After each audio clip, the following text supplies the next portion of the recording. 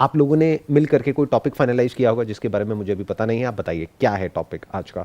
उसकी शुरुआत कॉन्शियसनेस से, और सबसे पहले मैं चाहती हूँ कि मैं आपको बताऊँ कि मैं कैसे समझती हूँ कॉन्शियसनेस को, और फिर आप बताएं कि ये मेरी अंडरस्टैंडिंग ठीक है कि नहीं। उसी से क्वेश्चंस फिर आगे के फॉलो करेंगे। तो फर्स्ट बात ये है कि मैं ईगो नहीं हूँ, क्योंकि ईगो हमारी मेमोरी से क्रिएट होता है। तो अगर मेरी मेमोरी नहीं है तब भी मैं हूँ, तो मैं ईगो नहीं हूँ। सेकंड थिंग, मैं फ़िज़िकल बॉडी नहीं हूँ, क्योंकि अगर मैं सेम किसी दूसरे की बॉडी में रख दी जाऊँ तब भी मैं रहूँगी, तो I am not my body. तीसरी चीज़, मैं कॉन्शियसनेस हूँ, मतलब अवेयरनेस से समझती हूँ मैं कॉन्शियसनेस को, लेकिन जो डीप स्लीप है वहाँ मैं कॉन्शियस नहीं हूँ। और अगर कोई मेडिकल कंडीशन है जैसे कॉमा, उसमें भी मैं कॉन्शियस नहीं हूँ अपनी सराउंडिंग्स को लेके, खुद को लेके भी। तो क्या मैं कॉन्शियसनेस भी नहीं हूँ? लेकिन अगर तब भी उस सिचुएशन में मैं सोचूं कि मैं क्या हूँ, तो एक लाइफ की फ़ोर्स है जो है, तो क्या मैं वो लाइफ की फ़ोर्स हूँ? यहाँ तक सब मुझे क्लियर आता है समझ में।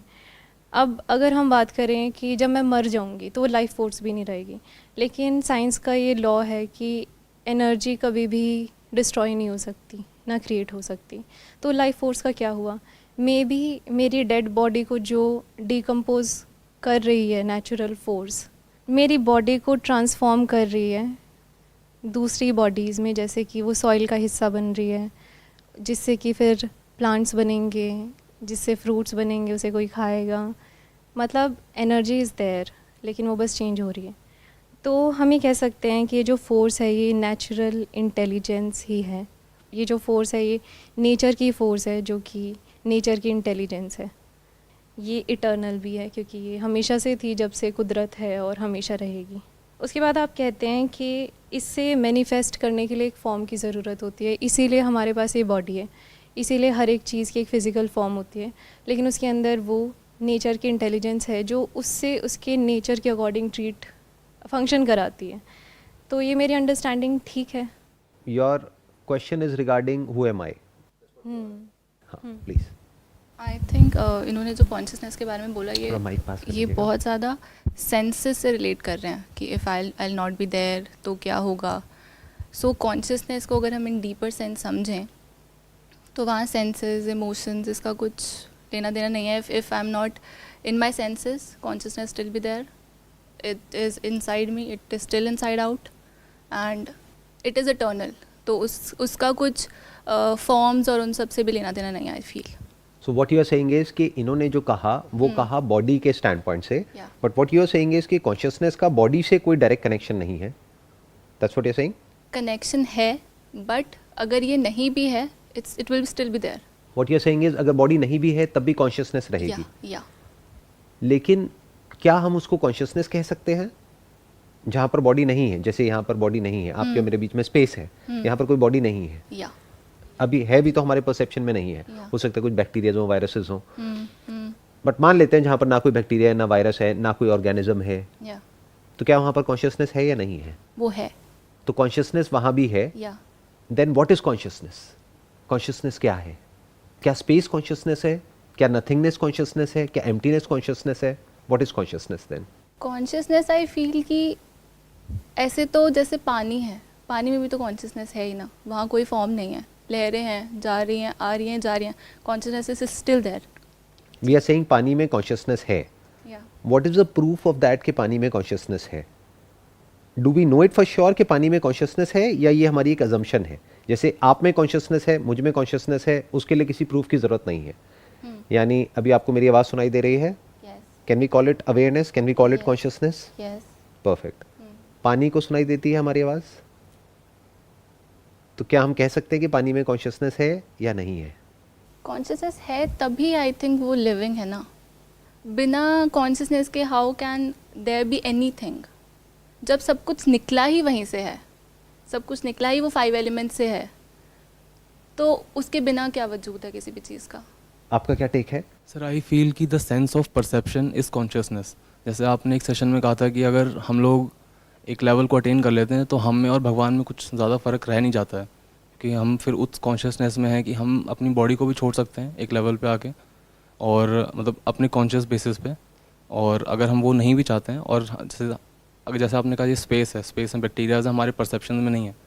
वैसे मैंने ऐसा कभी नहीं कहा कि हम अपने आप अपनी बॉडी को छोड़ सकते हैं, सर, ये वो कुछ थोड़ा और सा- लोग बोलते हैं, हाँ, मैंने ये- कभी नहीं बोला ऐसा कुछ भी। हाँ, वो मिक्स हो गया थोड़ा सा। मिक्स हो गया हाँ। थोड़ा सा। हाँ, बताइए। तो बस just the sense of perception, जैसे द वाटर और जो बैक्टीरियाज यहाँ पे हैं, अगर हम उनको सेंस नहीं कर पा रहे हैं, यानी कि वो हमारी कॉन्शियसनेस में नहीं है, मेरी अपनी पर्सनल कॉन्शियसनेस में नहीं है। और अगर आप उस चीज़ को देख पा रहे हैं विद द सेंस ऑफ, दो ग्लासेस हैं, जो अलग जो ग्लासेस आते हैं, अगर उनसे आप देख पा रहे हैं तो वो आपकी कॉन्शियसनेस में है। Basic thing the sense of perception. What you are saying is perception is consciousness. तो अगर परसेप्शन किसी जानवर में या किसी इंसान में है तो वहां पर कॉन्शियसनेस है। पानी में परसेप्शन नहीं है, रिफ्लेक्शन तो है बट परसेप्शन नहीं है, क्योंकि वहां पे सेंसरी ऑर्गन्स नहीं है, जो हमारे 5 सेंसेस हैं वो नहीं है। तो what you are saying is पानी में कॉन्शियसनेस नहीं है। Yes. That's what you are saying. Yes. Perfect. Sir मुझे ये लगता है कि कॉन्शियसनेस के लिए एक बॉडी चाहिए, लेकिन हम जो कहते हैं कि हम कॉन्शियसनेस है, आई थिंक हम नेचर की वो इंटेलिजेंट फोर्स हैं। लेकिन कॉन्शियसनेस सिर्फ तब हो सकती है जब हमारे पास बॉडी है। तो नेचर की जो इंटेलिजेंट फोर्स है वो हवा में भी है, हमारे स्पेस में भी है, वो नेचर को फंक्शन करा रही है। वो इस फ्लोर पे भी है, इस चेयर पे भी है, हर चीज़ में है वो नेचर की इंटेलिजेंस। लेकिन for it to be consciousness, उसके लिए एक बॉडी चाहिए, एक ब्रेन चाहिए। तो आप कह रहे हो कॉन्शियसनेस को एग्जिस्ट करने के लिए एक बॉडी चाहिए, बट जो नेचर की फोर्स है वो हर जगह पर है। बिकॉज आई Nature की- understand consciousness as awareness. In fact ये दो अलग अलग वर्ड्स हैं जो लोग यूज़ करते हैं, consciousness, awareness, but it is one and the same thing. लोग क्या करते हैं, इसको भी कॉम्प्लिकेटेड बना देते हैं और इसके दोनों के अपने अलग अलग मतलब निकालने लग जाते हैं कि अच्छा अवेयरनेस ये होती है, कॉन्शियसनेस ये होती है। What do you mean by that? तो अभी तक ये क्लियर कट नहीं आया है कि what is consciousness. What you guys are saying कि कॉन्शियसनेस को एग्जिस्ट करने के लिए एक बॉडी चाहिए। जी। तो अगर कॉन्शियसनेस को एग्जिस्ट करने के लिए एक बॉडी चाहिए तो कॉन्शियसनेस हर जगह कैसे हुई? Consciousness is a point in space, it's not everywhere. That's what you are saying. Sir from my understanding consciousness is not everywhere. जो नेचर की इंटेलिजेंस है, वो जो एनर्जी है, intelligence, that is everywhere. What do you mean by nature की intelligence? Intelligence हम किसे कहते हैं? सबसे पहले इंटेलिजेंस को समझते हैं, फिर समझेंगे नेचर की इंटेलिजेंस क्या है। What is intelligence? सर जितना हम फैक्ट्स और मतलब फैक्ट्स और अपने हार्ड बेसिस पे जो भी चीज़ कंक्लूड कर पाते हैं, तो वो इंटेलिजेंस है। क्या फैक्ट्स के बेस पर, इंफॉर्मेशन के बेस पर कोई कंक्लूजन्स ड्रॉ होते हैं, उसके बेस पर एक्शन होता है? सर सेंसरी बेस हो गया वहाँ पे। जैसे अगर प्लांट्स है, अगर उनको सन दिखाई दे रहा है एक बॉक्स के अंदर, डार्क बॉक्स के अंदर, सो वो उसी साइड मूव करेगा, तो वो सेंसरी बेस हो गया उनका। तो क्या वो मूव कर रहा है या मूवमेंट अपने आप हो रही है? दोनों में बड़ा फर्क है। हो रही है।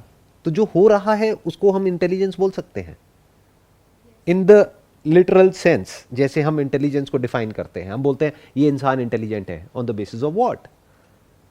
On the basis of his और हर थॉट प्रोसेस, कि वो जिस डायरेक्शन में सोच पा रहा है, that is based upon facts, right. That is based upon the concept of right and wrong. तो क्या नेचर में कोई concept of right and wrong है? क्या कुछ सही और गलत है? क्या वो प्लांट अपने आप को मूव कर रहा है या वो अपने आप सब कुछ हो रहा है based upon cause and effect, the laws of this universe? Cause and effect. तो हम इंटेलिजेंस के कॉन्सेप्ट को बीच में क्यों घुसा रहे हैं? ये इंटेलिजेंस जो वर्ड आया है ये हम लोगों ने इन्वेंट किया है। अगर हम इसको एक बार को साइड में रख दें, इसको कोई क्वेश्चन नहीं कर सकता कि नेचर में लॉज हैं which can be observed, which can not be changed. We can act according to the laws और in violation to the laws, but there are laws in the universe. जैसे law of gravity है, ऐसे ही बहुत सारे laws हैं। अगर उन laws को हम समझ जाते हैं, उसके हिसाब से एक्ट करते हैं, तो उसको हम एक इंटेलिजेंट वे ऑफ लिविंग बोल सकते हैं। तो ये इंटेलिजेंस किस स्टैंड पॉइंट से आई? हम लोगों के स्टैंड पॉइंट से आई। नेचर में लॉज हैं, कोई बैठ करके ये सोच नहीं रहा है कि ये ऐसे होना चाहिए, वैसे होना चाहिए। जो होना होता है हो जाता है। It's like cause and effect. ये होता है तो वो होता है, वो होता है तो वो होता है, वो होता है तो वो होता है, बट सब कुछ एक दूसरे से जुड़ा हुआ है, इंटरकनेक्टेड है। ये भी हुआ ना, जैसे ये साउंड हुई, तो पूरा का पूरे यूनिवर्स में एक वाइब्रेशन दौड़ गई है, जिस वाइब्रेशन की वजह से और बहुत सारी वाइब्रेशंस कनेक्टेड है, उसको हम परसीव नहीं कर पा रहे हैं। कहीं भी कुछ भी होता है तो सब पे असर आता है, और जो सब पे असर आता है वो एक पे आता है। ये लॉ है यूनिवर्स का. So what you are saying is, क्या वो जो लॉज हैं वो कॉन्शियसनेस है? क्या वहां पर कोई कॉन्शियसनेस है, कोई परसेप्शन है? आई थिंक वो जो फोर्स है ना वही है जिसे आप कहते हैं वो हम है, जिसे आप साउंड ऑफ साइलेंस कहते हैं. नहीं, इसको थोड़ा सा समझना पड़ेगा. मैं ये नहीं कहता कि वो हम है, वो फोर्स, क्योंकि एक तुम ये फोर्स वर्ड जब लगा रहे हैं तो दैट इज इम्प्लाइड कि कोई बहुत ही पावरफुल फोर्स है जो इस सबको चला रही है, कोई इंटेलिजेंस है, कोई फोर्स है, कोई है जो इस सबके पीछे है. जबकि अगर आप ध्यान से इस यूनिवर्स को ऑब्जर्व करेंगे तो फ्रेगमेंट में कहीं पर भी कुछ भी नहीं है, बट हमारी इंटेलिजेंस हमेशा फ्रेगमेंट में ऑपरेट करती है. हम होल को तो देख ही नहीं सकते, होल को तो परसीव कर ही नहीं सकते. हम छोटे से उसको परसीव करके उसके बेस पर कंक्लूजन्स ड्रॉ कर लेते हैं. यूनिवर्स में ऐसा नहीं होता है. यूनिवर्स में सब कुछ इंटरकनेक्टेड है. जैसे बारिश होती है, क्यों होती है? क्या किसी फोर्स की वजह से होती है, किसी इंटेलिजेंस की वजह से होती है? क्या कोई करवाता है बारिश को, या अपने आप होती है? हीट की वजह से पानी अपने आप भाप बन जाता है. जब एक पॉइंट ऐसा आता है तो वो बादल अपने आप ही वहां से बारिश होने लग जाती है. सब कुछ अपने आप हो रहा है. पहले तो इस पॉइंट को अच्छे से समझ लेना है. अब आराम से समझते हैं कि इंपॉर्टेंट क्या है, कि ये यूनिवर्स क्या है, या ये एनर्जी क्या है, या ये फोर्स क्या है, या ये इंटेलिजेंस क्या है, या फिर मैं क्या हूं. What is more important to ask? मैं कौन हूं? तो अब ये मैं क्या है? क्या मैं कॉन्शियसनेस हूं, या मैं नेचर की ये फोर्स हूं? सर जैसे अगर हम साइंस में जाएँ तो कूलम्स लॉ एक होती है जिसमें हम बिल्कुल एटॉमिक लेवल पे बात करते हैं कि जो आसपास की चीज़ें हैं वो एक पर्टिकुलर चार्ज पे अफेक्ट डालेंगी और वो पर्टिकुलर चार्ज देन उस अफेक्ट से कुछ पर्टिकुलर मतलब कुछ बिहेव करेगा काइंड ऑफ. तो हम भी एटम से बने हुए हैं. तो जो भी आसपास जो चल रहा है, जैसे अगर घर में लड़ाई हो रही है तो वो कुछ वाइब्रेशंस हैं, वो कुछ सेंसेशंस हैं, वो हमारे रूम तक आई, देन हमारे अंदर जो एटम्स हैं वो वाइब्रेट होके फिर हमारे अंदर कुछ सेंसेशन क्रिएट हुई जो अगेन एग्रेसिव हो सकती है. अगर हम उसको रोकने की कोशिश करते हैं कि ठीक है नहीं हमारा कोई मतलब नहीं है, हम अपने पढ़ाई पे ध्यान दे रहे हैं, कुछ और चीज़ चल रही है, तो वहाँ पे फिर वहाँ पे इंटेलिजेंस काम करती है हमारी कि हम उस एनर्जी को थोड़ा सा अपने अकॉर्डिंग मैनिफेस्ट कर रहे हैं जो चेंज हो गया. क्या ये जो अभी आपने कहा ये एक सुपरस्टिशन है, एक बिलीफ है, अंधविश्वास है, या ये फैक्ट है जो कि आपको पता है कि एग्जैक्टली इस तरीके से एक एनर्जी जनरेट होकर के आती है और वो एनर्जी हमारे ऊपर इस तरीके से असर डालती है, फिर हम उसके हिसाब से हम सोचते हैं कि हम ये करें या ना करें? क्या एनर्जी अपने आप में पॉजिटिव होती है या नेगेटिव होती है? नहीं, energy think about it.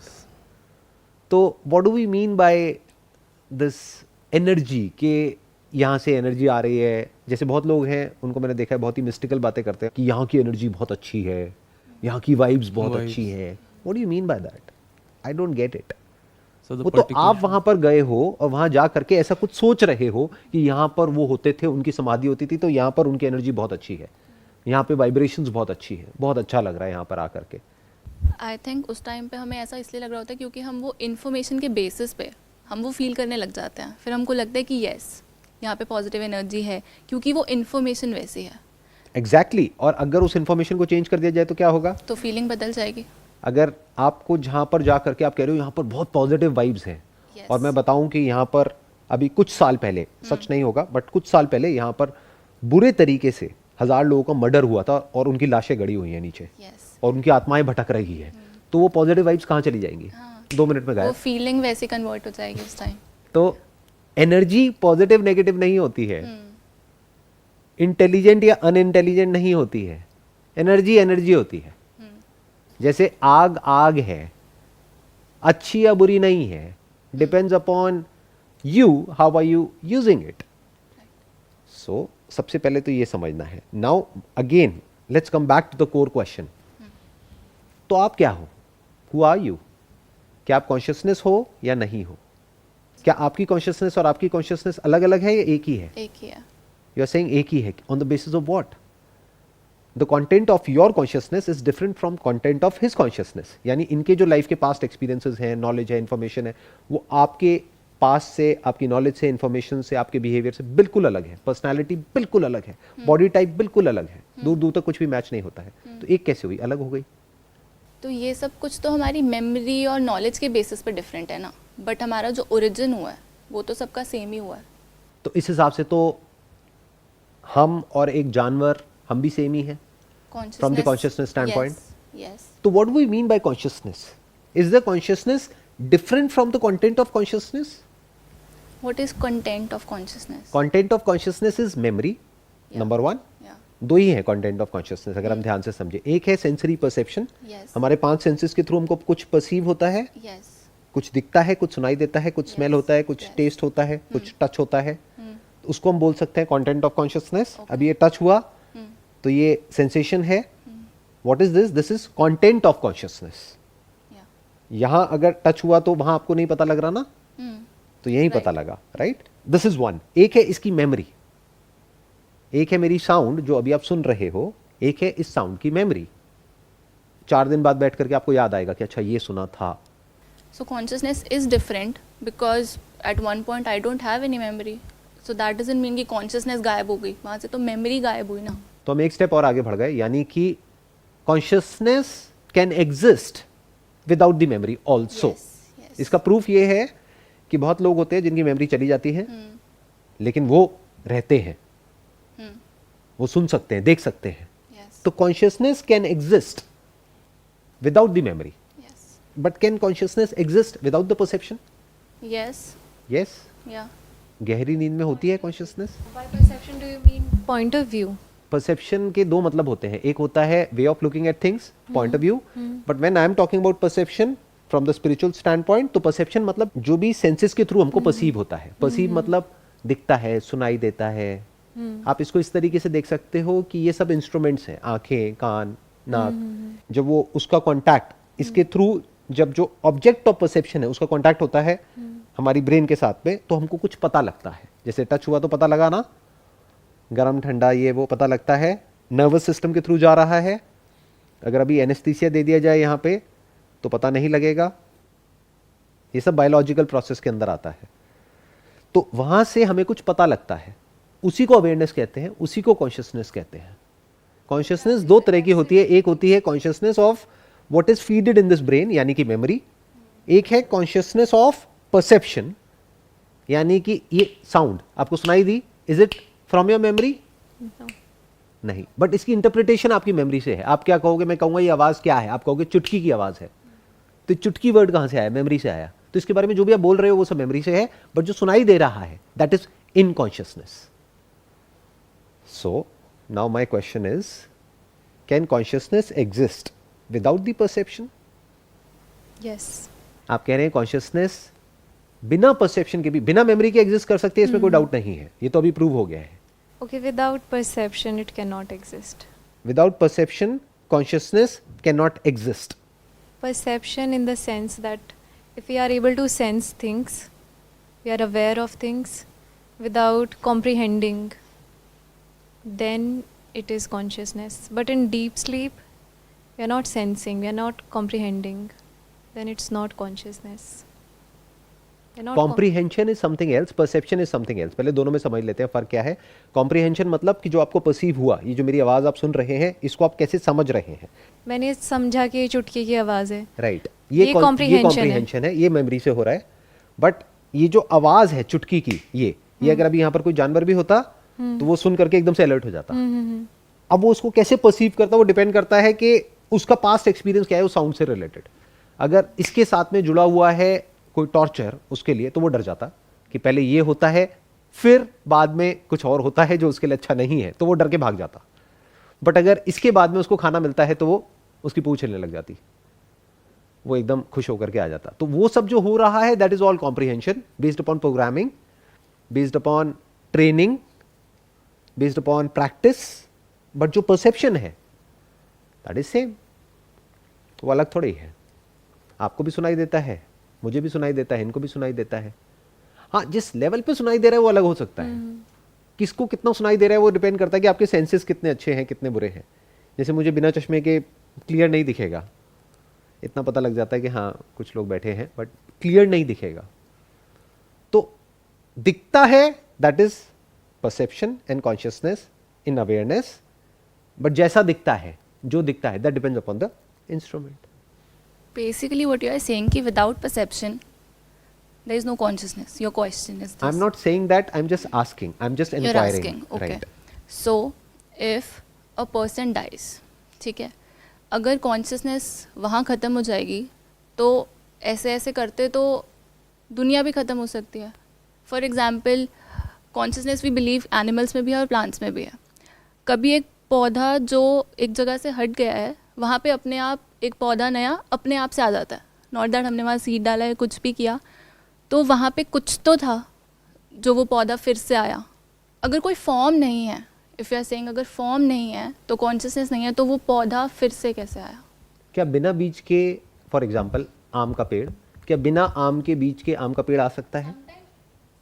Sometimes there are, कभी कभी जंगल में हम कभी कभी कुछ नहीं ग्रो कर रहे, बट स्टिल वहाँ पे पौधा उग जाता है. हमारे घर में इनफैक्ट हमने कभी कुछ नहीं डाला होता, बट वहाँ पे एक पौधा उगाता है. हमने ग्रो नहीं किया, लेकिन इसका मतलब ये तो नहीं ना कि वहाँ पे कोई सीड नहीं है. बिना सीड के, बिना कॉज के इफेक्ट कैसे हो सकता है? वो अलग बात है कि हमें पता नहीं है उसके बारे में. हाँ सर वहाँ पे नॉर्मली जैसे अगर कोई पेड़ है तो उसके कुछ फ्रूट्स गिरेंगे, वो फ्रूट्स बरीड हो चुके हैं डीपर लेवल पे, तो वही जब पेड़ हट जाएगा तो वही फिर रीग्रो कर जाते हैं. अब बात रही ग्रास की, तो वो वीड्स वो अलग उसमें आ जाता है, तो वहाँ पे उनका फिर से कुछ साइंटिफिक है, वहाँ पे उनको जो टेक्सचर चाहिए या जो भी उनकी जो रिक्वायरमेंट्स हैं वो फुलफिल होती हैं तो वो ग्रो करता है. बस simple है. अदरवाइज एल्गेज हैं वो वैसे ग्रो बेसिकली करते कुछ हैं. कंडीशंस हैं, जैसी वो कंडीशंस कंड्यूसिव हो जाती है, एक पर्टिकुलर तरह का टेम्परेचर है, एक Right. पर्टिकुलर तरह का एनवायरनमेंट है, वाटर कंटेंट है, ऐसी कुछ चीज़ें हैं, जैसे ही वो होता है तो वो अपने आप मैनिफेस्ट हो जाता है, कोई करता नहीं है. बट अगेन देखो भी क्या गड़बड़ हो रही है. अब बार बार असली जो क्वेश्चन है वहां से भाग रहे हो. यही होता है स्पिरिचुअल इंक्वायरी में. असली चीज से हम भटक जाते हैं, इधर उधर की बातें करने लग जाते हैं, पेड़ पौधों की, इसकी उसकी. असली में आपसे सिंपल सा एक क्वेश्चन पूछ रहा हूं, हु आर यू? ये रियल स्पिरिचुअलिटी है, नॉट मेडिटेशन करना, ये करना, वो करना, या इधर उधर की बातें करना. तो वो जो चीज़ें अपने आप हो रही हैं वो कैसे हो रही हैं? अब फिर आप कहीं और चले गए, वो किसी साइंटिस्ट से जाकर के पूछो ना, वो बताएगा आपको कि क्यों हो रही है. अगर उसके कॉज एंड इफेक्ट को ट्रेस किया जा सकता है तो वो एग्जैक्ट आपको ये भी बता सकता है कि ये जो पेड़ है ये कितने साल पुराना है, ये कब पैदा हुआ, यानी इसका ओरिजिन कब हुआ, कैसे हुआ, उस वक्त क्या था, वो सब बता देंगे आपको. बट वो तो एक साइंटिस्ट का रोल है. वो तो जा करके किसी ऐसे इंसान से पूछो जो उस फील्ड में एक्सपर्ट है, वो आपको बता देगा. बट क्या वो इंपॉर्टेंट है कि वो पेड़ कब पैदा हुआ, या ये इंपॉर्टेंट है कि आप कब पैदा हुए, या आप पैदा हुए भी हो या नहीं हुए हो, क्या आप मरते हो? Sir, is perception dependent on body? It is. It is a fact. Perception ना? Is dependent on a body, ठीक not the body, a body, any body for that matter. तो जब हम सो रहे हैं उस वक्त हम कॉन्शियस नहीं है, मतलब परसेप्शन नहीं है. Do you agree? It is a fact. इसमें एग्री ना एग्री करने वाली कोई बात ही नहीं है. जब गहरी नींद में होते हो तो दो चीजें होती है, या तो सपना आता है या गहरी नींद होती है. जब सपना आता है, that is again consciousness of the memory which is stored in the brain. उसी के परमुटेशन एंड कॉम्बिनेशन से एक इमेजिनरी वर्ल्ड क्रिएट हो जाता है और वो हमें दिखने लग जाता है. Okay, this much is clear. उसके बाद even in deep sleep I exist. How can you say that? And what I are you referring to? That is what I'm asking. I'm there. Who is there? Something is there. What something are you talking You about? have to answer that. What is नहीं, there? why do I have to answer that? आप बोल रहे हो, मैंने तो नहीं बोला ये बात. आप कह रहे हो गहरी नींद में भी मैं होती हूँ. कौन सा मैं? मेमोरी या परसेप्शन? अगर मैं मेमोरी को भी हटा दूं और परसेप्शन को भी हटा दूं तो आप हो क्या? जब मैंने ऐसा सोचा था, तो जैसे मैंने आपको बिगनिंग में बताया, तो जो बच जाता है वो एक लाइफ की फोर्स होती है, जिसे हम कहते हैं मेरी जान. हमारी जान है उस वक्त, तो वो जो जान है वो फोर्स है. मे बी जान is not the right term, लेकिन वो एक फोर्स है ना. अब आप एक कहेंगे मिनट, अब आपने कहा वो फोर्स. नहीं, मैं इसी एनर्जी. को आगे बिल्ड करता हूँ. एक मिनट, अब आप सुनिएगा. आपने कहा फोर्स है. फॉर एग्जाम्पल कोई इंसान है, वो कोमा में चला जाता है 10 साल के लिए. लाइफ फोर्स तो है, बॉडी ऑपरेट कर रही है, बॉडी के ऑर्गन्स भी ऑपरेट कर रहे हैं, ब्रेथ भी चल रही है, लेकिन वो 10 साल के लिए कोमा में है. तो क्या कहोगे, वो एग्जिस्ट करता है या नहीं करता है? करता क्या है. वो है या नहीं है? वो एग्जिस्ट करता है, उसकी मेमोरी नहीं है, the body is not functioning, perception is not there, but the person is there. But the person is there. But What person are we according to talking यू, about? According to you, that जिसे मैं कह रही हूँ कि वो person है, that is sound of silence. So this is my question कि मेरे अकॉर्डिंग वो लाइफ फोर्स जो है वो पर्सन है, and this is one thing common in everything. अभी साउंड ऑफ साइलेंस के कॉन्सेप्ट को बीच में नहीं लाते हैं, उसको रोकते हैं. दूसरा आप कह रहे हैं वो पर्सन है. एक पर्सन क्या होता है? What is a person? You say I am a person, everybody says I am a person.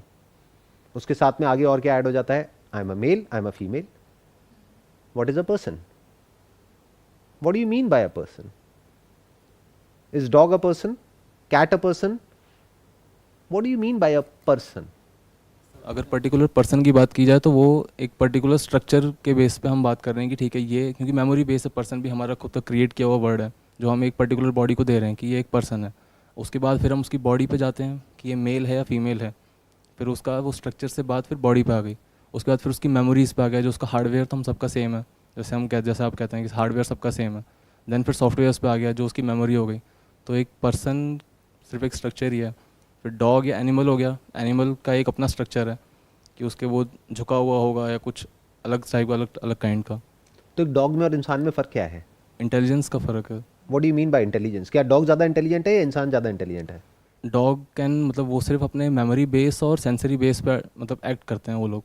लेकिन हम लोग उन चीज़ों को हम कंक्लूड कर सकते हैं कि ठीक है अब हम कहीं ना कहीं एक प्रिडिक्शन मोड में आ जाते हैं कि अब हमें यहाँ से एक फर्दर क्या कर सकते हैं और क्या कर सकते हैं. जैसे अगर डॉग को हम ऐसे हिलाएंगे, अगर हम उसको छू करेंगे तो वो उसको कहीं ना कहीं एक मेमोरी अगर उसकी बनी होगी कि उसको वापस जाना है तो वो जाएगा. अगर उसको मेमोरी होगी आना है तो आएगा. इसके अलावा वो कुछ नहीं कर सकता. लेकिन अगर हमें बोला जाएगा तो हम 164 थिंग्स और कर सकते हैं इस बेसिस पे. तो इंटेलिजेंस वाइज बात करी जाए तो एक डॉग ज़्यादा इंटेलिजेंट है as far as living a life, as far as living an intelligent life is concerned. तो एक डॉग ज़्यादा इंटेलिजेंट है या एक इंसान ज़्यादा इंटेलिजेंट है? डॉग. डॉग ज़्यादा इंटेलिजेंट है. क्यों? क्योंकि वो अपनी चॉइसेस को मिनिमाइज कर देता है, फिर वो उसके अकॉर्डिंग एक्ट कर रहा है. उसके क्या वो पास अपनी चॉइसेस को मिनिमाइज करता है या उसके पास में कोई चॉइस ही नहीं है, choice वो ही नहीं है. चॉइसलेस जीता है? मतलब अगर हम ट्रेन करेंगे तो देन उसके पास कुछ चॉइसेस बढ़ जाती हैं. जैसे एक Right. दो टाइप के डॉग्स हैं. एक डॉग जो पेट है घर के अंदर, और कुछ जो आर्मी में होते हैं तो उनको एक सर्टेन टाइप की ट्रेनिंग है तो उनका परसेप्शन उन्हीं चीज़ों के ऊपर उनकी चॉइसेस बढ़ गई कि वो कैसे मूव कर पा रहे हैं. ये डॉग भी कर सकता है वैसा मूव, लेकिन इसके पास चॉइस नहीं क्योंकि इसको वैसा ट्रेन नहीं किया गया अभी तक.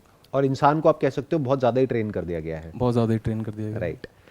तो डॉग को हम अनइंटेलिजेंट तो नहीं कह सकते किसी भी एंगल से, क्योंकि डॉग की जो इंटेलिजेंस है वो एनी डे इंसान की इंटेलिजेंस से बेटर है as far as living a basic life is concern. Right. जब उसका पेट भर जाता है वो रुक जाता है. एग्जैक्टली. इंसान का जब पेट भर जाता है तो मन नहीं भरता है, वो खाता रहता है.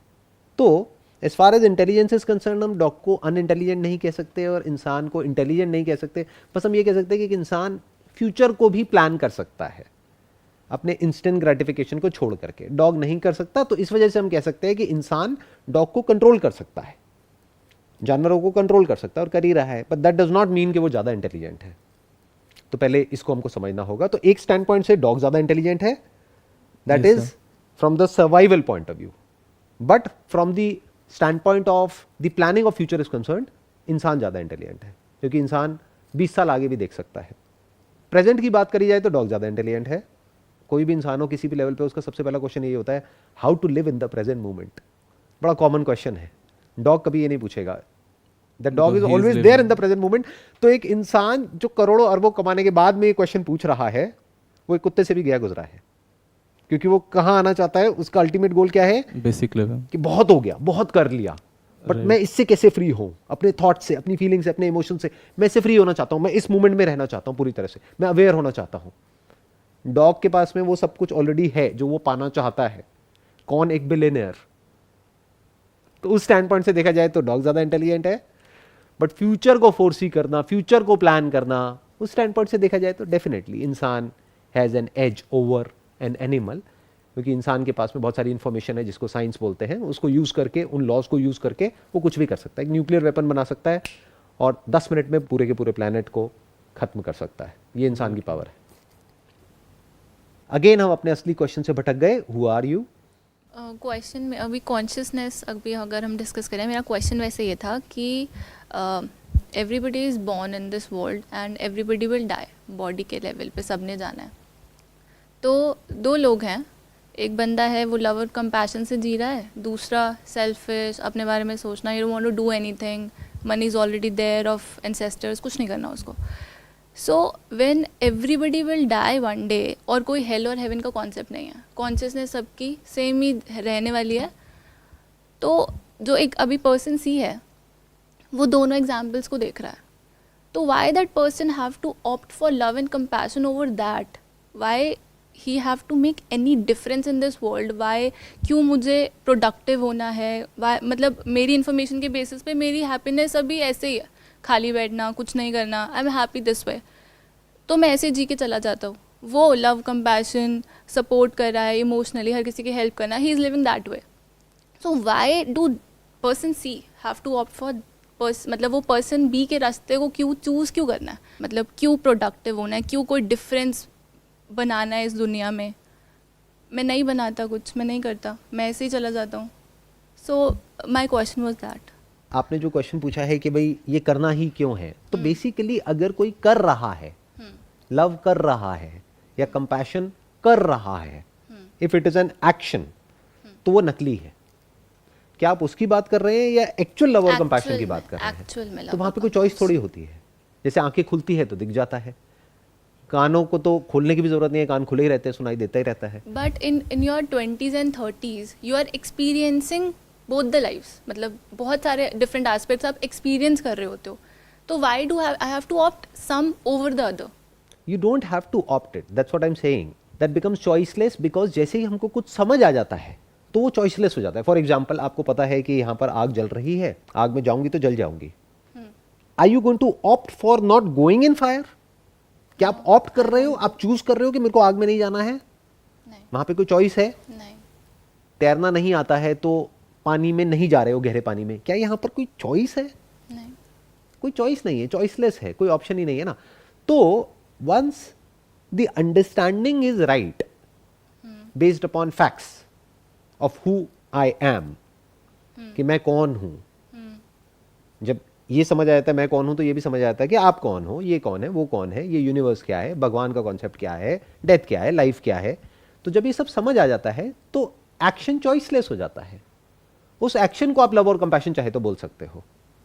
बट अगर मैं ये समझूं ही नहीं, तो कोई दिक्कत नहीं है। कोई दिक्कत नहीं समझते 99.99%, क्या जरूरत है समझने की? हाँ, उसमें नुकसान भी खुद ही का है। नहीं, उसमें क्या नुकसान क्या है और फायदा क्या है? नहीं नहीं, ये हम थोड़ा गलत समझ रहे हैं। नंबर 1 तो ये समझो कि ये समझने का कोई खास फायदा नहीं है। हो सकता है नुकसान हो, नुकसान हो सकता है उस इंसान का अगर वो जरूरत से ज्यादा लव और कंपैशन शो कर। में जीने लग जाए, क्योंकि there is a strong possibility लोग उसका फायदा उठा लेंगे। लेकिन ये भी तो गलत रास्ता है ना कि हम एक्सट्रीम में जाए, बैलेंस में भी हर एक चीज़ को ये सही और गलत को छोड़ना पड़ेगा अगर एक्चुअल में हमको एक रियल स्पिरिचुअल इंक्वायरी करनी है। तो देखो, ये कहना कि लव और कंपैशन का रास्ता अच्छा है या बुरा है, दैट इज नॉट इम्पॉर्टेंट। ये मैं करूं या ना करूं, that is not important. All I am saying is ये जानना इंपॉर्टेंट है या नहीं है कि आप हो कौन। Forget about love and compassion. हो सकता है उसके बाद में ये सब जो बातें हैं, लव एंड कंपैशन, ये सिर्फ बातें हैं जो आपके माइंड में एक इमेज बनी हुई है कि जब मैं खुद को जान जाऊंगी तो मेरे अंदर बहुत लव आ जाएगा, कंपैशन आ जाएगा। हो सकता है ऐसा कुछ भी ना हो, उसके बाद भी आप बैठ करके वही मुर्गे खा रहे हो कहीं पर आराम से। तो आप क्यों नहीं बता रहे कि डीप स्लीपिंग क्या होता है? मैं क्यों नहीं बता रहा कि डीप स्लीप में क्या होता है? क्योंकि मुझे खुद नहीं पता है कि डीप स्लीप में क्या होता है। आपको पता है कि डीप स्लीप में क्या होता है? सर, ये आपका क्लेम है कि हम होते हैं डीप स्लीप में। मैंने कब कहा कि हम आपने होते कहा हैं कि हम deep sleep साउंड ऑफ में? साइलेंस हैं और साउंड ऑफ साइलेंस होती है स्लीप में भी, और जो वो तो परमानेंट मेरी स्लीप होती है understanding उसमें भी। वो मेरी अंडरस्टैंडिंग हाँ, है। तो अंडरस्टैंडिंग कैसे है? So what you are asking is कि डीप स्लीप में क्या होता है, या जब परसेप्शन भी नहीं होती है तब क्या होता है? क्योंकि ये दो अलग अलग चीजें नहीं है। परसेप्शन नहीं है उस वक्त। No perception is equal to deep sleep. और ऐसा कुछ सेकंड्स के लिए आपने भी एक्सपीरियंस किया होगा, किसी क्लासरूम में बैठे हो, कोई बोरिंग लेक्चर चल रहा है, कुछ देर के लिए ब्लैंक हो गए, प्रोफेसर ने एकदम से पूछा आपसे, अब आपको पता ही नहीं है कि आप एक्चुअल में सोच क्या रहे थे। आप एक्चुअल में कुछ नहीं सोच रहे थे उस वक्त, आंखें खुली हुई थी लेकिन कुछ देख नहीं रहे थे, ब्रेन ऑपरेट कर रही थी, कुछ सोच रहे थे लेकिन कुछ देर के लिए ब्लैंक हो गए थे। ऐसा होता है नहीं होता है? तो उसको क्या कहेंगे? उसको डीप स्लीप बोल लो चाहो तो, उसको लैक ऑफ परसेप्शन बोल लो, जहां पे ना परसेप्शन है ना मेमोरी एक्टिवेटेड है। जिसे नींद में भी तो यही होता है, या तो मेमोरी एक्टिवेटेड होती है जिसको सपने बोलते हैं, ड्रीम बोलते हैं, या कुछ सुनाई दे रहा होता है, फिर थोड़ी देर बाद सुनाई देना बंद हो जाता है, सपने आने बंद हो जाते हैं, उसको आप गहरी नींद बोल सकते सर हैं। इससे उसको आप पहले डीप स्लीप बोल हमने ये सकते हैं। समझा था कि कॉन्शियसनेस परसेप्शन के बिना नहीं हो सकती। नहीं, मैंने नहीं कहा था ये, बट अभी तक जहां तक हम पहुंचे थे साथ साथ में, वहां पे अभी हम यहीं तक गए थे कि consciousness can not exist without perception. It may और may not be true. Consciousness को हम अवेयरनेस से समझ रहे हैं, right? Where is awareness without the senses? अगर अभी जो आपकी बॉडी है उसको हटा दो, तो कहाँ है सपने, कहाँ है ये आवाज, कहाँ है मेमोरी, कहाँ है ये सब कुछ? तो वो जो एक छोटा सा मोमेंट था जहाँ परसेप्शन नहीं था, तो वहां पर आप भी नहीं थे। वहाँ पे कॉन्शियसनेस भी नहीं थी। Consciousness of the content of consciousness नहीं था, या कॉन्शियसनेस नहीं थी? कंटेंट ऑफ कॉन्शियसनेस मतलब क्या? परसेप्शन और मेमोरी, और a combination of both. Sir दोनों ही नहीं होते हैं। तो क्या कॉन्शियसनेस होती है? नहीं, कॉन्शियसनेस भी नहीं होती है। तो you are saying minus the content of consciousness there is no consciousness. Right, क्योंकि फिर वहाँ पे कुछ है ही नहीं, सिर्फ एक बॉडी रिमेन करती है, इसका कोई एग्जिस्टेंस नहीं है। वो तो फिर रिलीव हो जाएगी, वो तो कुछ देर बाद जब कॉन्शियसनेस आएगी तब हम सेंस कर पाते अपनी बॉडी को भी। क्या कॉन्शियसनेस आती है और जाती है, या कंटेंट ऑफ कॉन्शियसनेस आता है और जाता है? अगर दोनों सेम चीज़ हैं, कॉन्शियसनेस और कंटेंट ऑफ कॉन्शियसनेस, तो फिर वो आएगी और जाएगी। क्या consciousness and content of consciousness same चीज है या अलग अलग है? Content of consciousness can be changed, can be altered. बचपन में आपका कंटेंट ऑफ कॉन्शियसनेस कुछ और था, अभी कुछ और है, बुढ़ापे में कुछ और होगा। राइट, मेमोरी अलग है, Yes. सेंसेस अभी सही ऑपरेट कर रहे हैं, जब खराब ऑपरेट करने लग जाएंगे तो हो सकता है सुनाई देना कम हो जाएगा या बंद हो जाएगा। राइट। तो content of consciousness changes with time, it's bound to change, but does consciousness change? It can be modulated, मतलब जैसे अगर सपोज किसी को थोड़ी सी सुई चुबा के दर्द हो रहा है, दर्द तो हो रहा है, लेकिन अगर वो कुछ चीज़ कुछ हद तक अगर पेन को सहन कर रहा है, तो अपनी कॉन्शियसनेस को वो मतलब होल्ड करके रख रहा है उस जगह पे। क्या वो कॉन्शियसनेस को होल्ड करके रख रहा है, या वो अपनी विल पावर से पेन जो हो रहा है उसको बियर कर रहा है, विल पावर से पेन बियर कर रहा है। या फिर उसको एनेस्थीसिया दे दिया गया है हाँ, और उसको पेन ही नहीं हो रहा है, पेन की परसेप्शन ही नहीं हो रही है, there is no consciousness of pain for that matter. तो फिर वहाँ पे कॉन्शियसनेस भी नहीं होगी उस पर्टिकुलर एरिया में। अब देखना, ध्यान से समझना, there is difference between content of consciousness and consciousness.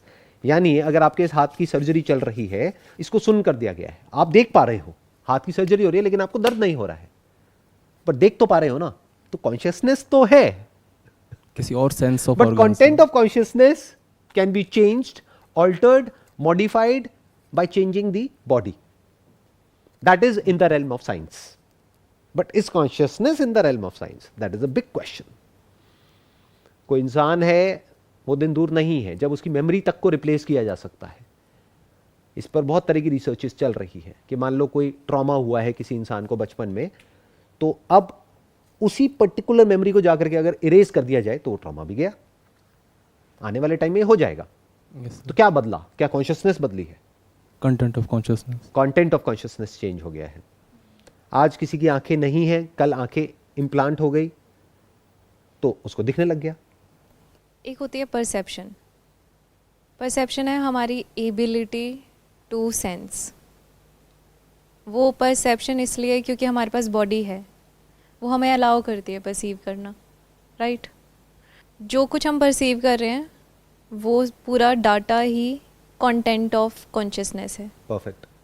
जब हम ये कहते हैं कि मैं अपनी बॉडी नहीं हूँ और बॉडी से ही परसेप्शन है, तो जब बॉडी नहीं है तो कॉन्शियसनेस है, लेकिन कॉन्शियसनेस को कुछ सेंस करने के लिए परसेप्शन चाहिए। क्या कॉन्शियसनेस और परसेप्शन एक ही चीज़ है? अब इसको थोड़ा आराम से स्टेप बाय स्टेप समझते हैं। आप लोगों ने मेरा वो सेशन देखा हुआ है 3 साइंस ऑफ ट्रू लव वाला?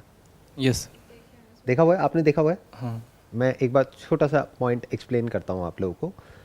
अर्थ के बीच में और सन के बीच में लाइट है, लेकिन लाइट दिखती नहीं है। जब वो लाइट मून से टकराती है तो रिफ्लेक्ट करती है, तब हम उसको लाइट कहते हैं। तो आप लाइट किसको कह रहे हो, ये अपने आप से क्वेश्चन पूछो। अगर इस सवाल का आप जवाब दे पाओगे कि लाइट क्या है, तो आपको ये भी समझ आ जाएगा कि कॉन्शियसनेस क्या है। लाइट मतलब क्या? जो सन से ट्रैवल हो करके मून तक पहुंच रही है वो लाइट है, या जब मून से कांटेक्ट होता है तब वो लाइट दिखती है वो लाइट है? बीच में तो डार्कनेस है, सन के बीच में और मून के बीच में डार्कनेस है, रात को डार्कनेस होती है ना, तो क्या वहां पर लाइट है या नहीं है? क्योंकि मून में तो अपनी कोई लाइट ही नहीं है। लेकिन फॉर इट टू अपीयर उसे दिखने के लिए एक सरफेस चाहिए जो कि मून प्रोवाइड कर रहा है। लाइट को दिखने के लिए एक सरफेस चाहिए जो कि मून प्रोवाइड कर रहा है। So my question is, light आप किसको कह रहे हो? हम इज form को- reflection of light the light, और when light is not reflecting even then light is light? Even then light is light. Even then light is light. तो आप कह रहे हो डार्कनेस भी लाइट है? यस, हमें वहाँ परसीव नहीं हो रहा, बट एक्चुअल में तो वो है। But how do we know कि एक्चुअल में वहां पर है जब परसीव ही नहीं हो रहा? तो रिफ्लेक्ट होके क्या आ रहा है? अगर हम पूरा साइंस के उससे अगर हम देखें तो एक्चुअल में फिर मून से होके आ क्या रहा है? और वो कहां से आ रही है? क्योंकि मून में तो अपनी कोई लाइट ही नहीं है। यस, तो कॉज तो कहीं तो है ना, दैट इज़ वाई वो इफेक्ट है। अब आया आपको समझ में? आपका जो क्वेश्चन था उसका जवाब मिल रहा है आपको? देखो, जिसको आप कॉन्शियसनेस कहते हो, that is the content of consciousness, contact between the object of senses and consciousness. Object of senses मतलब क्या? ये साउंड ऑब्जेक्ट ऑफ सेंसेस हो गया, और इसकी मेमोरी पड़ी हुई है, जो दिख रहा है that is object of senses, right? तो जिसको आप कॉन्शियसनेस बोलते हो, या जिसको डॉक्टर्स कॉन्शियसनेस बोलते हैं, या साइंटिस्ट कॉन्शियसनेस बोलते हैं, या समझते हैं, that is kind of the reflection of consciousness. जैसे अभी हमने बात करी मून के केस में, रिफ्लेक्शन ऑफ लाइट। जब कांटेक्ट होता है किसी सेंसरी ऑब्जेक्ट का, जो हमारी ब्रेन में कांटेक्ट होता है, the contact of the content of consciousness and consciousness, उसको लोग कॉन्शियसनेस समझ लेते हैं। और लोगों को यह लगता है कि कॉन्शियसनेस बदलती है। कॉन्शियसनेस नहीं बदलती है। इसका प्रूफ यह है कि आप किसी 60 साल के आदमी से जाकर के पूछो कि पूरी दुनिया को लगता है कि आप बूढ़े हो गए हो, क्या आपको लगता है कि आप बूढ़े हो गए हो? वो कहेगा नहीं। उसको छोड़ो, अपनी बात करो। अभी आप लोगों की एज क्या होगी? 20-25 साल। क्या आपको लगता है कि आप 25 साल के हो गए हो? ऐसा नहीं लगता कि अभी कल ही की तो बात है, मैं 14-15 साल का था या थी? क्या एक्चुअल में कोई फर्क आया है आपकी कॉन्शियसनेस में? कंटेंट ऑफ कॉन्शियसनेस बदल गया है। बचपन में जो अच्छा लगता था आज अच्छा नहीं लगता है, शक्ल बदल गई है। पहले बचपन में सुंदर लगते थे, अब और सुंदर लगते हो। एनी हाउ, तो ये जवाब मिल रहा है आपको, कॉन्शियसनेस नहीं बदलती है। अब इस बात को सुनने के दो तरीके हो सकते हैं। एक, आप थियोरेटिकली इस बात को सुनो, एक है देख लो अभी के अभी मेरे साथ साथ में। Can you see that? जैसा मैं अभी फील कर रही हूँ वैसा ही मैं बचपन में करती थी।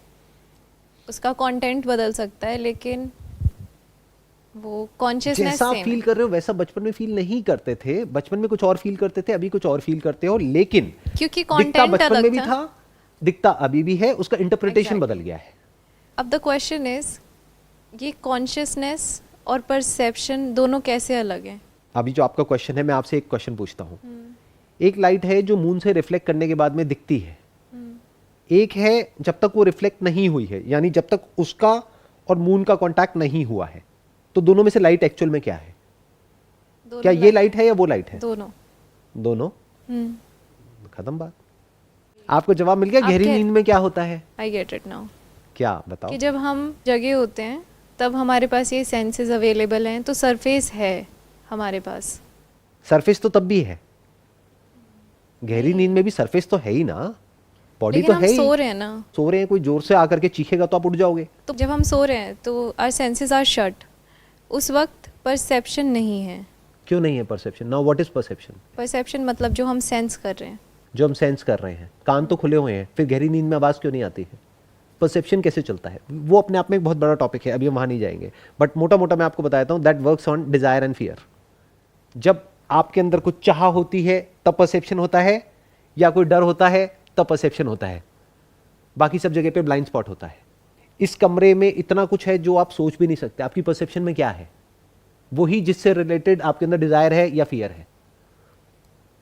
ये टीवी आपको दिखेगा आते ही, क्यों? क्योंकि आप कहोगे अरे वाह इतना बड़ा टीवी, हमारे घर में तो छोटा है, यहाँ पे बड़ा है। एकदम से दिखेगा, क्यों? क्योंकि इससे रिलेटेड कोई डिजायर है। या एकदम से पीछे से कोई आवाज आई, आपको डर लगा, कौन है पीछे, वो आपकी परसेप्शन में आ गया। ऐसे परसेप्शन चलती है? तो नींद में परसेप्शन होती है? नींद में परसेप्शन होती है नहीं होती है उसको छोड़ देते हैं। नींद क्या होती है? नींद कब होती है? नींद कैसे आती है? रोज सोते हो आप लोग? सोते हो नहीं सोते हो? नींद आती है ना? मेरी तरह नहीं सोते मतलब क्या यार, कुछ भी। एक बार माइक लेके बोलना। सर लेकिन आपकी तरह नहीं सोते हैं। जैसे जो आपने एक बताया था कि अगर एक विदाउट डिज़ायर विदाउट फियर वाली जो स्लीप होती है तो उसमें ड्रीम्स भी नहीं आते हैं कहीं ना कहीं, क्योंकि वो फिर डीप स्लीप पे हम एकदम से पहुंच जाते हैं। लेकिन अगर हम अपने आप को देखें तो हमें 1 घंटा तो सोने में लगता है प्रॉपरली, फिर कब नींद आती है ये नहीं पता, फिर सपने आते हैं और फिर अचानक से आपको कैसे पता कि जो मैं बोलता हूँ वो सच बोलता हूँ या झूठ बोलता हूँ? या हो सकता है मैं किसी और स्टैंड पॉइंट से कुछ और बोल रहा हूँ, उसको आप कुछ और ही समझ रहे हो अपने स्टैंड पॉइंट से, अपने बेनिफिट के लिए, या अपनी इमेजिनेशंस के बेस पे, अपनी कहानियों के बेस पे, जो भी आपके माइंड में नैरेटिव घूम रहा है रिगार्डिंग स्पिरिचुअलिटी। हो सकता है मैं कुछ और कह रहा हूँ। मैं ये नहीं कहता कभी भी कि मेरे को सपने ही नहीं आते, मैं ये कहता हूँ कि सपने बहुत कम आते हैं, और बहुत लोग हैं जिनको बहुत कम आते हैं सपने। उसमें कोई नई बात नहीं है, मतलब कोई बहुत बड़ी बात नहीं है। तो उसको हम इंपॉर्टेंस दे देते हैं, ऐसी बातों को पकड़ लेते हैं। क्यों? क्योंकि सुन के बड़ा मजा आता है कि अच्छा मेरी भी लाइफ में एक दिन ऐसा आएगा जब मैं ना जैसी बेड पे जाऊंगा एकदम से नींद आ जाएगी। अरे ऐसा नहीं होता है, कई बार मुझे भी नींद नहीं आती है, कई बार सपने आते हैं, कई बार मैं कुछ ऐसी वेब सीरीज देख लेता हूँ, कुछ इतनी वैसी हॉरर मूवीज देख लेता हूँ कि उसके बाद में कई बार डरावने सपने भी आते हैं। क्योंकि गार्बेज इन गार्बेज आउट, आप चाहे चाहो या ना चाहो, जिस तरह की इंफॉर्मेशन आपके अंदर फीड करी जाएगी उससे रिलेटेड माइंड में मेमोरी प्ले होने लग जाएगी, उससे रिलेटेड डिजायर्स और फियर्स मैनिफेस्ट होने लग जाएंगे। एनी हाउ, तो वो अभी हम कहीं और निकल जाएंगे। कॉन्शियसनेस का आपको आंसर मिल गया? अभी तक नहीं मिला। एक माइक देना जरा इनको। सर एक मैं अगर हाँ। मैं कंक्लूड करना चाहूँ बताइए। तो अगर सन मून को हटा देते हैं कि वहाँ पे थोड़ा सा ज़्यादा टेक्निकल हो जाएगा, अगर यहाँ पे आते हैं जैसे आप अगर फ़ोन करेंगे किसी को तो एनर्जी है, लेकिन आप उस एनर्जी का आप एक पर्टिकुलर फ्रीक्वेंसी यूज़ कर रहे हैं जो हमें दिखाई नहीं दे रही है। और जब वो सेंस ऑफ परसेप्शन उनके फ़ोन पे आता है तो उनको रियलाइज़ होता है कि ठीक है फ़ोन आ रहा है, तो आप दोनों बात कर पाएंगे। वो परसेप्शन है दोनों के पास, लेकिन बीच में जो भी है वो हमें दिखाई नहीं दे रहा कहीं ना कहीं। तो उसके लिए एंटीना चाहिए और रिसीवर्स चाहिए, ट्रांसमीटर चाहिए।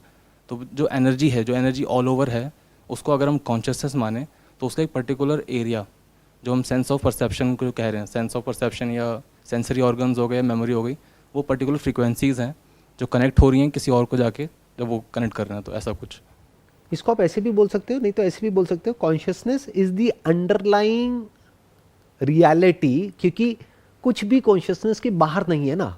कॉन्शियसनेस के बाहर आप क्या कहोगे कि ये है या नहीं है, ये पार्टिकल है या ये वेव है।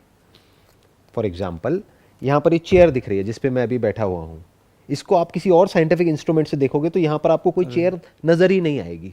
यहाँ पे आपको कुछ फ्रीक्वेंसीज नजर आएंगी। आप कहोगे लेकिन फिर यहाँ पर ये इंसान बैठा कैसे है अगर यहाँ कुछ है ही नहीं तो एक्चुअल में क्या ये चेयर है या नहीं है, that depends upon perception. Perception depends upon the instrument through which we are perceiving.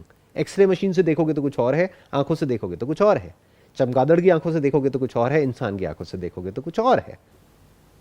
इसलिए कहते हैं यथा दृष्टि तथा सृष्टि, यानी जिस नजर से आप इस दुनिया को देखते हो, जिस इंस्ट्रूमेंट से देखते हो, ये दुनिया आपके लिए वैसी ही है। अब सवाल ये उठता है कि जब हम नहीं देखते हैं, जब परसेप्शन नहीं होती है, तब क्या होता है? कि अगर इस चेयर को हम ना एक्सरे मशीन से देखें ना आंखों से देखें तो क्या ये चेयर है या नहीं है? है, चेयर है।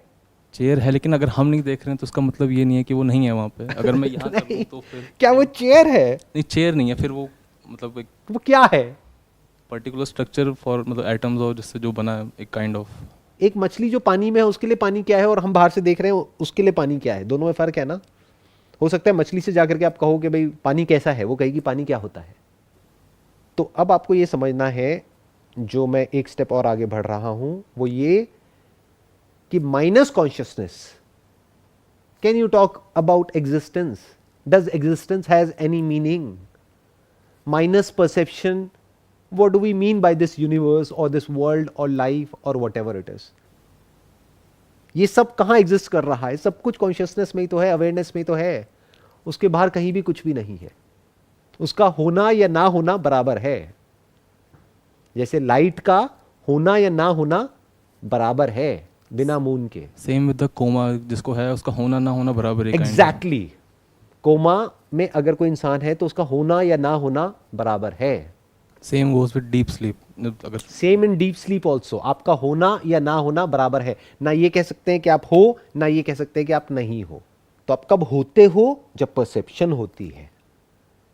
तो आपका होना परसेप्शन पे टिका है, लेकिन आप परसेप्शन पे नहीं टिके हो। तो you are beyond even perception. जैसे light is beyond even light, even in darkness light exist. इसीलिए इस यूनिवर्स में ऐसा एक सब्सटेंस ढूंढना पड़ेगा जो पास्ट में लोगों ने ढूंढा, जिसके बारे में मैं बात करता हूं, जो अभी थोड़ी देर पहले आप बोल रहे थे, साउंड ऑफ साइलेंस। यानी there has to be some material, some reality which is always there everywhere irrespective of time and space. That has to be consciousness. Sir ऐसा एक मटेरियल वैसे किसी ने प्रपोज किया था, उसका नाम ईथर बोला गया था। तो अगर वो हटा दें तो फिर वही साउंड ऑफ साइलेंस है। Ether is space, sky. This is one of the 5 elements. इसको भी पंचभूत में से एक भूत बोलते हैं। इसको भी भूत बोला गया है। भूत मतलब वो जो नहीं है, दिखता है लेकिन है नहीं। स्पेस का कॉन्सेप्ट कब आता है? जब कोई इंस्ट्रूमेंट होता है। तो कुछ ऐसा होना चाहिए जिसका इंस्ट्रूमेंट से भी कोई लेना देना नहीं है। बिना इंस्ट्रूमेंट के स्पेस कहां है? जैसा इंस्ट्रूमेंट वैसी स्पेस। टेलीस्कोप से देखोगे तो स्पेस अलग है, माइक्रोस्कोप से देखोगे तो स्पेस अलग है। तो even space is one of the 5 elements, but consciousness is not one of the 5 elements. It is the 5 elements. That space is in consciousness. Now what is consciousness? Consciousness never changes. तो if there is a substance जो exist करता है, जो अभी science के दायरे में नहीं है, बट अगर आपकी परसेप्शन में, आप में से कितनों को साउंड ऑफ साइलेंस आप परसीव कर चुके हो? आपको भी। उसको क्या कहोगे? उसको साउंड कहोगे, साइलेंस कहोगे? क्या वो दो चीजों के टकराने से हो रही है? इसको तो साउंड कह सकते हो, उसको साउंड कहते हैं, उसको साउंड कहोगे। एनी हाउ, अभी वहां नहीं सर, जाते। मुझे एक बात पूछनी है। आपने कहा कि बिना परसेप्शन के आप नहीं हैं। ये जिसको भी आप मैं कहते हो वो मैं नहीं ईगो हूं। नहीं है। ओके। और वो ईगो ही आप हो। ईगो मतलब क्या? एक झूठ But then you कि say मैं, ये कि- पर्सन, ये सब, it is just for the name sec, just for convenience purpose. ठीक है, क्योंकि आपको एक दिस नाम देना पड़ेगा ना, तभी तो बात हो पाएगी, तभी तो आपस में ट्रांजेक्शन हो पाएगी। वरना बात ही नहीं कर सकते। सब मैं हो गया तो बात कैसे करेंगे? बकरी बन जाएंगे सारे के सारे। तो बोलने के लिए मैं और तू है, एक्चुअल में कहीं कोई मैं तू नहीं है। तो सर, जैसे आपने कहा परसेप्शन जब नहीं होगी तो आप भी नहीं होंगे, मतलब ईगो नहीं होगा, क्योंकि हम कुछ भी नहीं होगा, ना मेमोरी होगा, ना ठीक है, ये होगा, ठीक ना वो होगा। लेकिन आपने उसके बाद कहा उसके बाद फिर भी कॉन्शियसनेस होगी एक। राइट? इसका मतलब ये हुआ कि परसेप्शन और कॉन्शियसनेस अलग हैं। नहीं, क्योंकि देखो, ध्यान से समझो, आप चाहो तो बोल सकते हो अलग है, but consciousness of something you can call it as perception. Okay. एक बात ध्यान रखना, इस रास्ते पर कभी भी वर्ड्स में मत उलझ जाना, because word is not the thing. आप बिल्कुल ऐसा कह रहे हो कि भाई लाइट जो मून से रिफ्लेक्ट हो रही है वो अलग है, जब बारिश होती है तो एक रेनबो बनता है, वो लाइट अलग है, उसमें तो रंग है, वो वाइट लाइट है, वो कलरफुल लाइट है, और एक लाइट वो है जो मून और सन के बीच में जो दिख ही नहीं रही है। तो 3 तरह की लाइट हो गई। एक लाइट है जो डार्कनेस है, एक लाइट है जो वाइट लाइट है, एक लाइट है जो कलरफुल लाइट है। क्या ये तीनों अलग अलग लाइट है? अच्छा सर, मैं बताती हूँ मुझे क्या समझ में आया है। जो मून है वो हमारी बॉडी है, राइट? जो लाइट रिफ्लेक्ट होके हमें दिख रही है वो परसेप्शन है। लेकिन जब वो डार्कनेस थी जो हम देख नहीं पा रहे थे, but it was still there, that's consciousness. That is the sound of silence.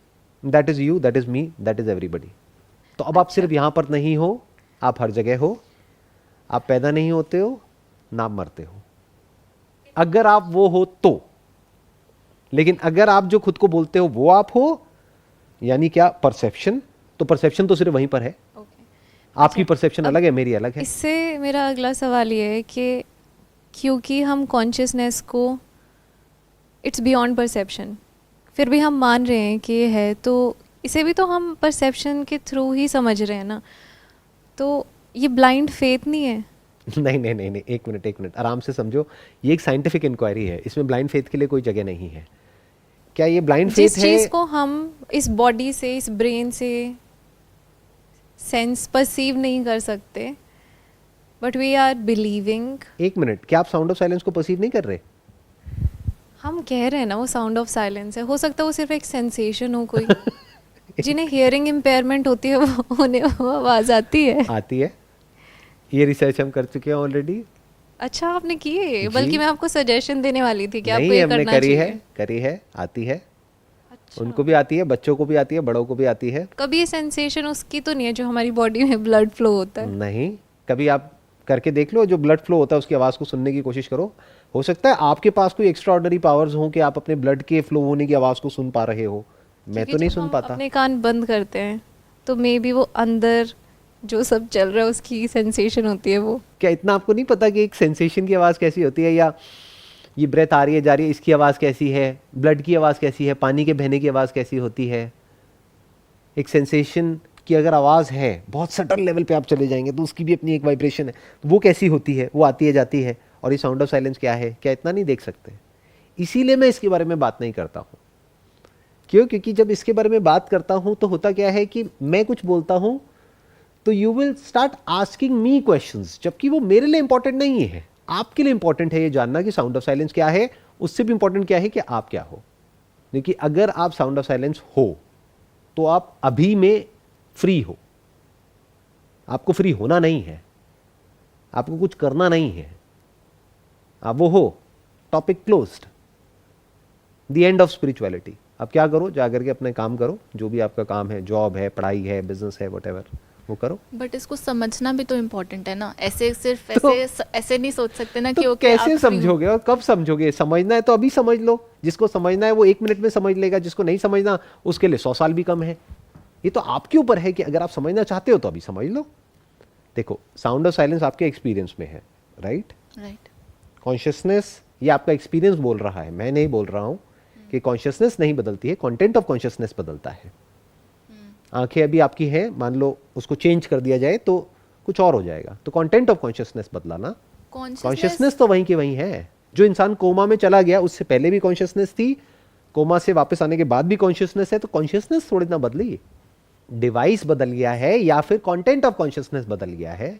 जगह चेंज कर दो, कंटेंट ऑफ कॉन्शियसनेस चेंज हो जाता है। आज आप शहर में रह रहे हो, कल गांव में रहने लग जाओ, कुछ और दिखने लग जाएगा। जब कुछ और दिखेगा तो कोई और मेमोरीज आएंगी। जब हमने ये बात जान ली और हमें पता है कि जो मैं हूँ, मैं होल हूँ, मैं परफेक्ट हूँ। Don't use the word perfect, because perfect implies कि कुछ परफेक्शन वहां पर एग्जिस्ट नहीं, करती है, मतलब कुछ करने को बाकी रह जाएगा। उसे Whole कुछ is a अचीव better नहीं word. करना है ना, उसे कभी करना था। WHOLE, होल इज अ हाँ, बेटर हाँ, वर्ड, ठीक है, यू आर द होल। वो होल है। अब ये वाली नॉलेज कैसे हेल्प करती है हमें अपने मटेरियल एग्जिस्टेंस में एक अच्छे स्टेट में होने में? इसकी वजह से आपके अंदर एक ठहराव आ जाता है, बस, इससे ज्यादा कुछ नहीं होता है। मतलब डीप, बहुत गहराई में अंदर कहीं पर एक छोटा सा ठहराव आ जाता है। ऊपर सरफेस लेवल पे कुछ भी नहीं बदलता है। आप औरों के जैसे दिखते हो, औरों के जैसे ही कपड़े पहनते हो, औरों के जैसे ही बोलते हो, औरों के जैसे ही आपके अंदर प्लस माइनस है, अच्छाइयाँ बुराइयाँ हैं, लाइक डिसलाइक है, पसंद नापसंद है, आप अच्छे भी हो बुरे भी हो, आपके अंदर लव भी है, हेटरेड भी है। ये मत समझना अपनी इमेजिनेशंस के बेस पे कि अब आप पता नहीं क्या बन जाते हो, ऐसा कुछ नहीं है। हम उस स्टेज को स्थित प्रज्ञा बोल सकते हैं। आप चाहो तो बोल सकते हो, बट प्रज्ञा का पहले मतलब समझ लेना क्या है। इसका मतलब लोग अपना बना लेते हैं। स्थित प्रज्ञा का मतलब ये होता है, प्रज्ञा मतलब ज्ञान, प्रज्ञ, ज्ञ मतलब ज्ञान, पर ज्ञान, पर मतलब सुप्रीम ज्ञान। तो जब सुप्रीम ज्ञान में आप स्थित हो जाते हो कि उसके आगे और पूछने को, इंक्वायर करने को, समझने को कुछ भी नहीं रह जाता है, जो रियलिटी जैसी होती है आपके सामने होती है। तो जब क्वेश्चन कर करके सारी लेयर्स को हटा करके आप एक ऐसी जगह पे पहुंच जाते हो जहां पे आगे कुछ होता ही नहीं है, तो उसको आप स्थित प्रज्ञा बोल सकते हो कि आपकी जो नॉलेज है वो स्टेबल हो गई है, that is now rooted in the reality.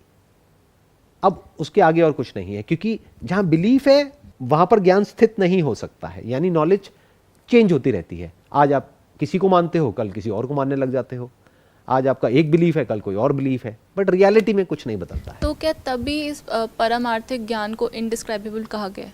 That you cannot describe it at that Exactly, stage. it cannot be described because there is a reason for it, क्योंकि ये खुद ही समझना पड़ता है इंक्वायर करके। It can not be described because इसमें describe करने की कोशिश करी जा सकती है, जो सारे स्क्रिप्चर्स ने करी है, जो भी मैं कोशिश कर रहा हूँ, बट उसको डिस्क्राइब नहीं किया जा सकता है। बिकॉज प्रॉब्लम क्या है कि मैं जो भी बोल रहा हूँ आप उसको सुनोगे, समझोगे, अपने पास्ट एक्सपीरियंस के बेस पे। आप एज इट इज़ नहीं सुनोगे, एज इट इज़ सुनोगे तो काम खत्म हो गया है। अब कहीं जाने की ज़रूरत नहीं है, कुछ करने की ज़रूरत नहीं है, कोई स्पिरिचुअलिटी की ज़रूरत नहीं है, कोई मेडिटेशन की ज़रूरत नहीं है, कुछ करने की ज़रूरत नहीं है, ना कुछ ना करने की ज़रूरत है। जो जैसे चल रहा है सब बढ़िया है। तो अभी तक जो भी हमने डिस्कस किया है आज पूरे इस सेशन में, उसको अगर हम सम अप करें तो वो ये है कि जो कॉन्शियसनेस है वो सिर्फ यहाँ पर नहीं है, वहाँ पर नहीं है, अभी है अभी नहीं है, ऐसा नहीं है। कॉन्शियसनेस हर जगह है। इनफैक्ट ये जो जगह का कॉन्सेप्ट है ये भी कॉन्शियसनेस में ही है। जैसा कि अभी थोड़ी देर पहले हमने समझा, the concept of space, the concept of time, chronological time as well as psychological time, ये सब किस में है? कॉन्शियसनेस में। तो सबका सेंटर पॉइंट क्या है? कॉन्शियसनेस। कॉन्शियसनेस क्या है? मैं हूं। तो I am not the content of consciousness, I am consciousness. And if I am consciousness, I am there everywhere, in everyone, in everything. I was, I am and I will B.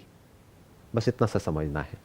अगर इतना हम समझ लेते हैं तो mind में एक ठहराव आ जाता है। उसके बाद में जो हमको करना है अपनी लाइफ में सर्वाइवल के लिए या कंफर्टेबल सर्वाइवल के लिए, वो तो करना ही है। उसका इससे कोई लेना देना नहीं है, कोई कनेक्शन नहीं है। Wish you all the best. It was pleasure talking to all of you.